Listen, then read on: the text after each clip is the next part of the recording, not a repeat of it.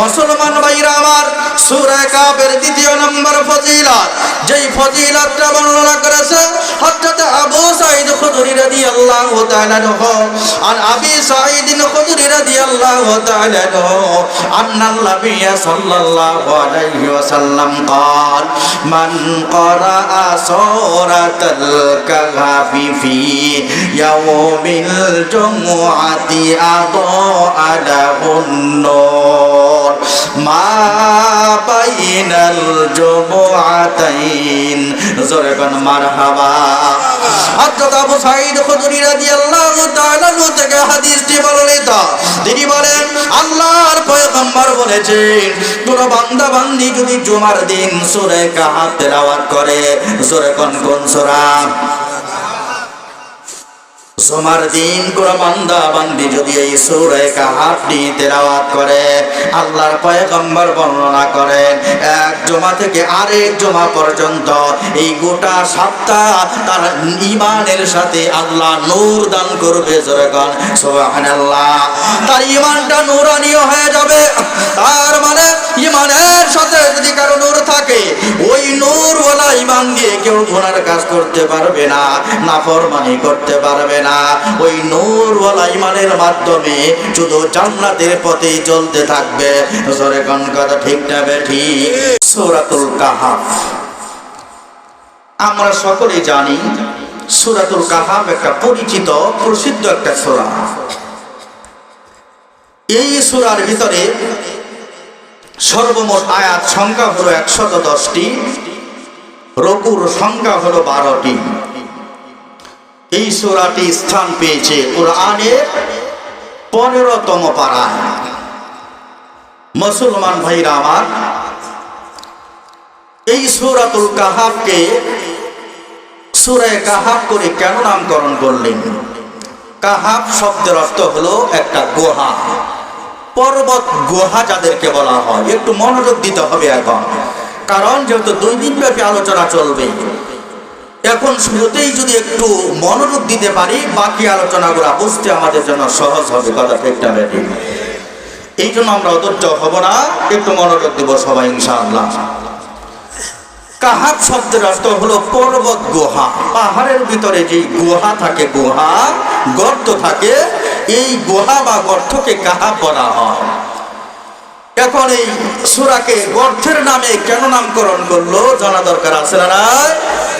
কারণ এই বিশাল সূরার ভিতরে সূরাতুল কাহফ গর্তের নামে সূরাটিকে নামকরণ করার কারণ হলো, এই সূরার ভিতরে পাহাড়ের এমন একটা গর্তের আলোচনা আছে, গুহার আলোচনা আছে, যেই গুহায় কয়েকজন যুবক তাদের ঈমান বাঁচানোর তাগিদে আশ্রয় গ্রহণ করেছিল। জোরে কোন সুবহানাল্লাহ।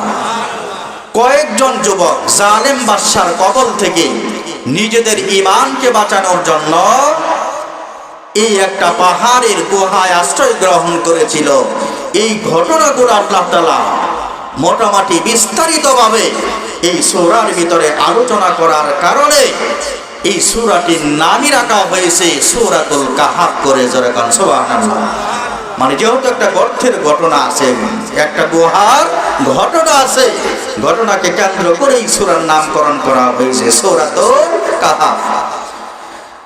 আমরা অনেক সময় জানি, অংশ বিশেষের উপর ভিত্তি করে পুরা জিনিসের নামকরণ করা হয়।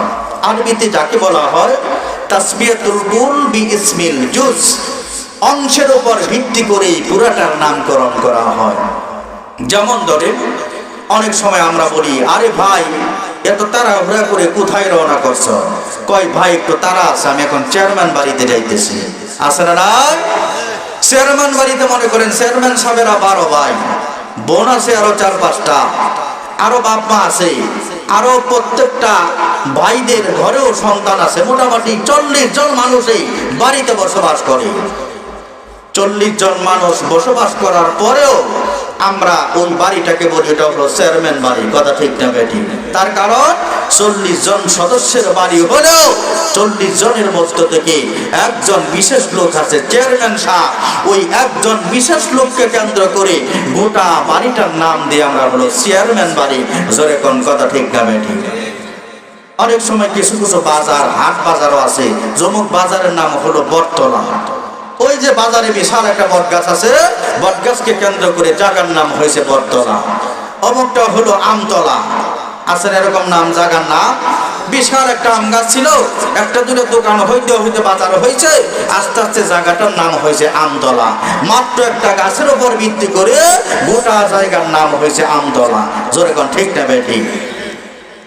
আছেন এরকম জায়গা আছে অনেক সময়, অনেক জায়গা আছে।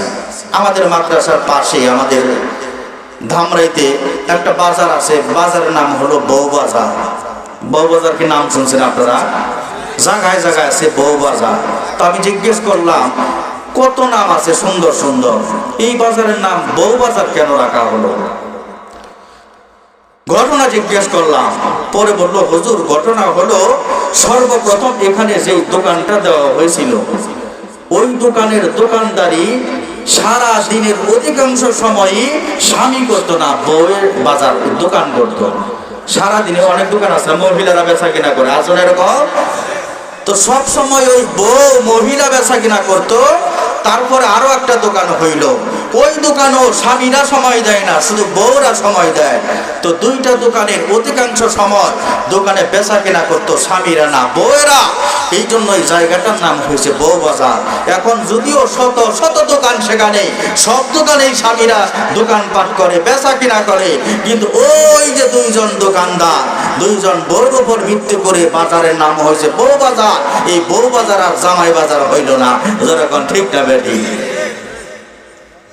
তাহলে বোঝা গেল দুইজন ব্যক্তির উপর ভিত্তি করে অথবা দুইটা দোকানকে কেন্দ্র করে গোটা বাজারের নাম হয়ে গেছে বউবাজার। এখন যদিও শত শত দোকান, এখন ওই দুইটা দোকানকে কেন্দ্র করে জায়গার নাম বউবাজার। কথা ঠিক না বেঠিক? তার মানে আমি বোঝাইতে চাই যে অনেক সময় অংশের উপর ভিত্তি করে পুরাটার নাম লেখা হয়। এখানেও যদি পুরা সূরার ভিতরে যদিও এই গুহার ঘটনা নাই, আলোচনা নাই, তবে বিশেষ এই আলোচনায় সূরায় থাকার কারণে গোটা সূরার নামকরণ করা হয়েছে সূরাতুল কাহাফ করে। বুঝতে কি কারো অসুবিধা হলো মুসলমান ভাইরা? আমরা তাহলে সূরাতুল কাহাফ এই বিষয়টা আলোচনা করার পূর্বে একটা বিষয় আমাদের আগেই বোঝা দরকার, একটা মূলনীতি। যেহেতু 2 দিন ব্যাপী তাফসীর মাহফিল, তাফসীরি হাইসিয়তে যে আলোচনাগুলো করা হয়, কোন সূরা বা আয়াত নিয়ে যদি আলোচনা করা হয়, প্রথমত 3 ভাগে ভাগ করে আলোচনা করলে সুবিধা হয়। তাহলে তাফসীর করার মূল উসুল হলো যে আয়াত বা সূরাকে 3 ভাগে ভাগ করা হয়। জোরে কোন কয় ভাগে? প্রথম ভাগ হলো সূরা বা আয়াতের কোনো ফজিলত থাকলে সেই ফজিলতগুলো বর্ণনা করা। দ্বিতীয় নাম্বার ভাগে সূরাটি আল্লাহ তাআলা বা আয়াতটি আল্লাহ তাআলা কেন নাযিল করলেন, যাকে আমাদের ভাষায় শানে নজুল বলা হয়, আর সাধারণ ভাষায় নাজিল বা অবতীর্ণের কারণ বা প্রেক্ষাপট বলা হয়। তাহলে দ্বিতীয় ভাগে আলোচনা করা বিষয় হলো আয়াত বা সূরাটি আল্লাহ কেন নাযিল করলেন, কোন কারণে। আল্লাহ তো অনর্থক কোনো কাজ করে না, কথা ঠিক না বেঠিক? আর তৃতীয় নাম্বার ভাগ হলো যে আয়াত বা সূরা অনুবাদ, পাশাপাশি এর কে সামনে রেখে যে ব্যাখ্যা বিশ্লেষণ আছে, যাকে তাফসীর বলা হয়। তৃতীয় নাম্বার আলোচনা হলো আয়াতের অনুবাদ এবং আয়াতকে কেন্দ্র করে কিছু ব্যাখ্যা বিশ্লেষণ। এখান থেকে আমাদের কি শিক্ষণীয়, এখান থেকে কি পাইলাম, এই বিষয়গুলো তৃতীয় ভাগের আলোচনা। তাহলে তাফসীর করতে হলে কয় ভাগে ভাগ করা দরকার? 3 ভাগে। প্রথম ভাগে আয়াত বা সূরার ফজিলত আলোচনা করা, দ্বিতীয় ভাগে আয়াত বা সূরাটি কেন নাযিল হলো, আর তৃতীয় ভাগ হলো আয়াত বা সূরার ব্যাখ্যা বিশ্লেষণ। তো আমরাও এই মূলনীতিকে সামনে রেখে আজকে সূরা কাহাফে 3 ভাগ করে 3 রকমের আলোচনা করব। আমরা সকলে একটু মনোযোগ দিয়ে শুনবো, পারবো না ইনশাআল্লাহ? তাহলে আমাদের প্রথম আলোচনা করার বিষয় হলো যে সূরাতুল কাহাফ, এই সূরা কাহাফের ফজিলত কি, কথা ঠিক না বেঠিক? জানা দরকার, কারণ জানা থাকলে মানার পরিবেশ তৈরি করা যায়। জানি না মানব কেমন করে। এই জন্য আমরা 3 ভাগের প্রথম ভাগের আলোচনা হলো যে এই সূরাটির ফজিলত কি। মুসলমান ভাইরা আমার, এই প্রসঙ্গে যদি আলোচনা করতে চাই, আমরা সরাসরি রাসূলের হাদিস থেকে জানব যে সূরাতুল কাহাফ এইটা একটা গুরুত্বপূর্ণ সূরা। এই সূরাটি তেলাওয়াত করার কারণে, এই সূরাটি পাঠ করার কারণে আমাদের কি কি ফজিলত থাকতে পারে এইটা জানা দরকার আছে না নাই? আল্লাহ সকলকে বোঝার তৌফিক দান করুন। মুসলমান ভাইরা আমার, এই সূরার ফজিলত প্রসঙ্গে সর্বপ্রথম একটি হাদিস, আমি 2-3টা ফজিলত বর্ণনা করব। প্রথম যে হাদিসটি বলবো, এই হাদিসটি বর্ণনা করেছে বিখ্যাত সাহাবী হযরতে বারা ইবনে আযিব রাদিয়াল্লাহু তাআলা আনহু। তিনি বলেন, কানা রাজুলুন ইয়াকরাউ সূরাতাল কাহফি ওয়া ইলা জানিবিহি হিসানুন মারবুতুন বিশাতানাইনি ফাতাগাশশাতু সাহাবাতুন ফাজআলাত তাদনু ওয়া তাদনু ওয়া জাআলা ফারাসুহু ইয়ানফির ফালাম্মা আসবাহা النبي صلى الله عليه وسلم فذكر ذلك له فقال تلك السكينة تنزلت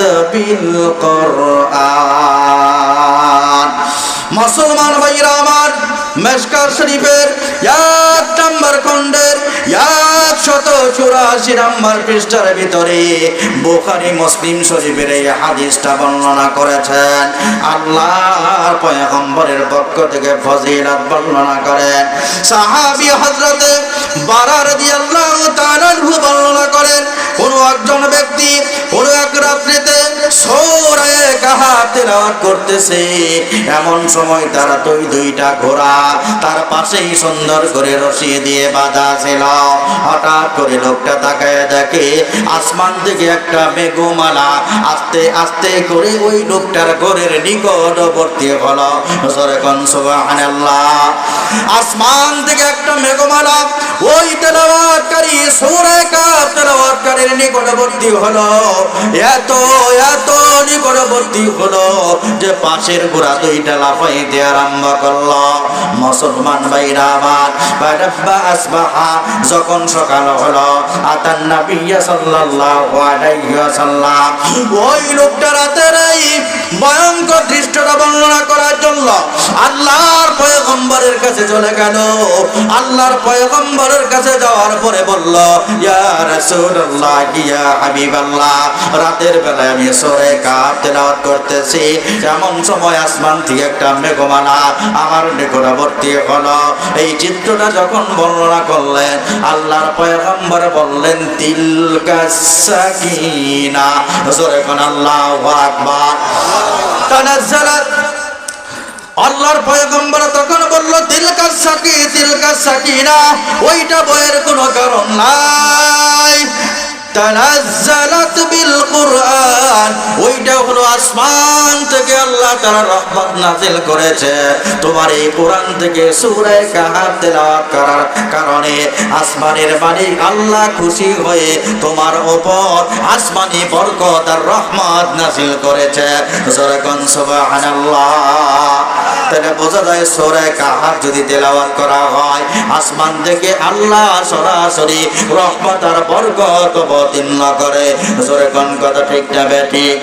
মুসলমান ভাইরা আমার, তাহলে আমরা যদি আমাদের ঘরে রহমত আর বরকত চাই, আমরা যদি আমাদের বাড়িতে রহমত আর বরকত চাই, সূরা কাহাফের তেলাওয়াত দরকার আছে না নাই? ও দুনিয়ার মুসলমান ভাই, যারা তেলাওয়াত জানি না, জানা অত বড় কঠিন না আমাদের বাংলাদেশের জন্য। জোরে কোন ঠিক না বেঠিক? অন্য দেশে কঠিন হতে পারে, বাংলাদেশে কোনো কঠিন না। আমরা যারা তেলাওয়াত করতে পারি না, আমাদের উচিত হলো তেলাওয়াত গুলা সুন্দরভাবে শিক্ষা গ্রহণ করা। জোরে কোন কথা ঠিক কিনা? মুসলমান ভাইরা আমার, সূরা কাফের ২য় নম্বর ফজিলত, যেই ফজিলতটা বর্ণনা করেছে হযরত আবু সাঈদ খুদরী রাদিয়াল্লাহু তাআলা আনহু। আর আবি সাঈদ খুদরী রাদিয়াল্লাহু তাআলা আনহু আন্নাল নবী সাল্লাল্লাহু আলাইহি ওয়াসাল্লাম قال من قرأ سورة الكهف في يوم الجمعة أضاء له النور ما بين الجمعتين। জোরে কোন মারহাবা। হযরত আবু সাঈদ খুদরী রাদিয়াল্লাহু তাআলা থেকে হাদিসটি বর্ণিত।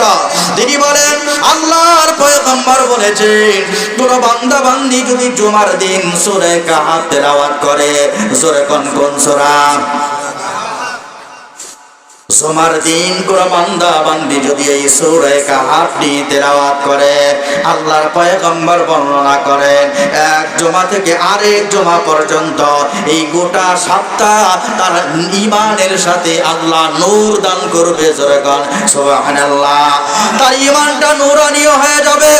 তার মানে ঈমানের সাথে যদি কারো নূর থাকে, ওই নূরওয়ালা ঈমান দিয়ে কেউ গুনার কাজ করতে পারবে না, নাফরমানি করতে পারবে না। ওই নূরওয়ালা ঈমানের মাধ্যমে শুধু জান্নাতের পথেই চলতে থাকবে। জোরে কোন কথা ঠিক না বেঠিক?